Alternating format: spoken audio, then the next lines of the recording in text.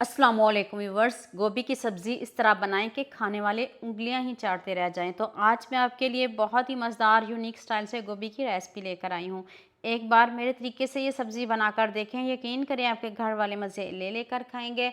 Step by step एक एक चीज़ बताऊंगी, तो चलें शुरू करते हैं। 1 चम्मच आपने नमक लेना है, हाफ़ टी स्पून हल्दी पाउडर।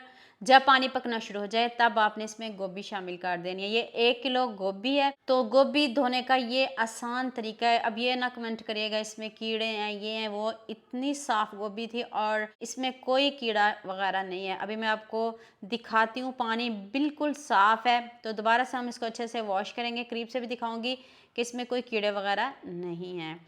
तो नेक्स्ट 1 चम्मच ऑयल लिया है, उसमें मैंने हाफ़ टी स्पून हल्दी पाउडर, 1 टीस्पून लाल मिर्च का पाउडर और साथ में नमक डाला और साथ में चिली सॉस डाली है। अब गोभी को करते हैं मैरिनेट करके। तो आपने इसको रखना बिल्कुल भी नहीं है। ये देखिए कितने अच्छे से गल गई है, सॉफ्ट हो गई है। अभी मैं आपको दिखाती हूँ, जल्दी से हम इसको रोस्ट कर लेते हैं। एक अच्छा सा फ्लेवर आएगा रोस्ट करके, गोभी का जायका ही चेंज हो जाएगा। आप इसको ऐसे बनाइएगा, इतना ज़्यादा मेहनत का काम नहीं है। जब आप गोभी को रोस्ट करोगे तो इतनी मज़े की खुशबू आएगी। इधर देख लें कितने अच्छे से, इधर ही गोभी हमारी हाफ डन हो गई है, सॉफ्ट हो गई है। आपको गोभी कट करने में भी मज़ा आएगा। जिस तरह की मर्ज़ी कट कर लें, आपकी मर्ज़ी।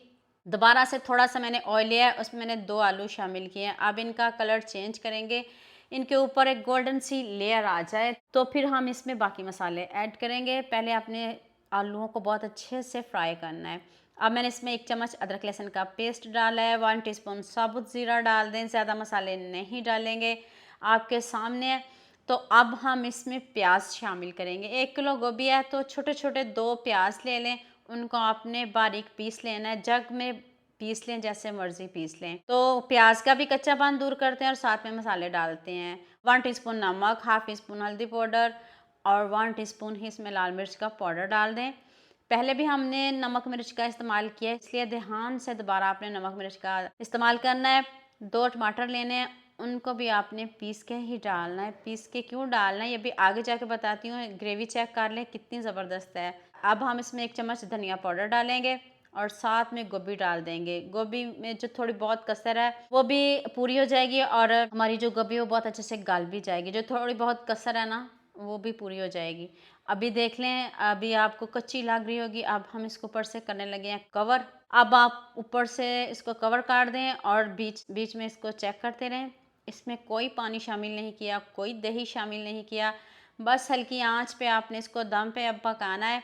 तो इतनी टेस्टी, इतनी यमी गोभी है ना। अब जितनी मर्ज़ी इसकी बनाई करें, जितनी मर्ज़ी इसकी ग्रेवी रखें, पानी डालना चाहें तो इधर आप पानी डाल सकते हो, लेकिन मैंने कोई पानी नहीं इसमें शामिल किया। हाफ़ टी स्पून ज़ीरा पाउडर डाल दें और हाफ़ टी स्पून ही मैंने इसमें गरम मसाला पाउडर डाला है खुशबू के लिए।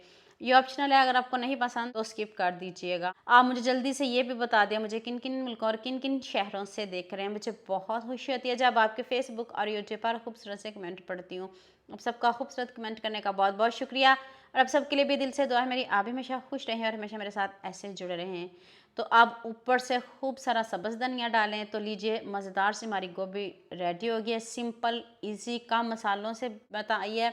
सारे मसाले आपके किचन में मौजूद होंगे, ना बाज़ार जाना पड़ेगा, ना बाज़ार से कुछ लाना पड़ेगा। बहुत बार मैंने आपके साथ गोभी की रेसिपी शेयर किया, आपने मुझे बहुत ज़्यादा प्यार दिया है।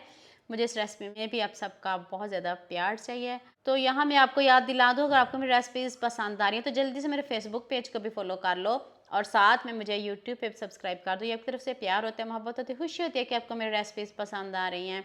साथ में गर्मा गर्म रोटी लें और इस गोभी को एंजॉय करें और मुझे दुआ में याद रखिएगा। अल्लाह हाफिज़।